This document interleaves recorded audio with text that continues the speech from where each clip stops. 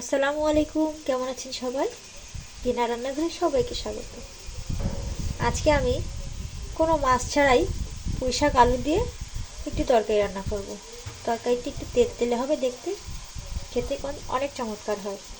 মাছ ছাড়াও এই পুঁইশাক খেতে আমার বেশ ভালো লাগে। এই জন্য এখন কড়াইতে তেল গরম দিয়ে দেবো। তেলটি গরম হয়ে গেলে কাঁচা ঝাল আর পেঁয়াজ একসঙ্গে ভেজে নেব।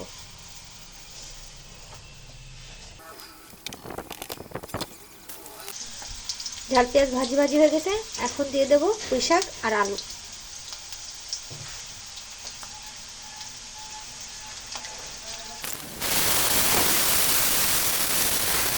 এখন দিয়ে দেবো লবণ আর হলুদ, দিয়ে কিছুক্ষণ নেড়ে চেড়ে ঢেকে দেবো।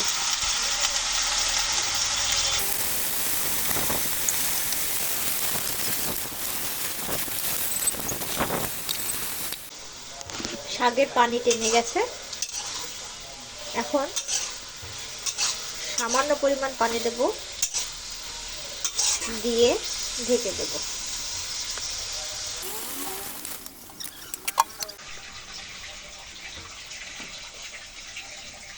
দেখুন তৈরি হয়ে গেছে মজাদার সাথে পুঁইশাকের তরকারিটি। দেখতে দারুণ, খেতে অনেক চমৎকার। আপনারা এভাবে তৈরি করে খেয়ে দেখতে পারেন। ভিডিওটি দেখার জন্য সকলকে অনেক ধন্যবাদ।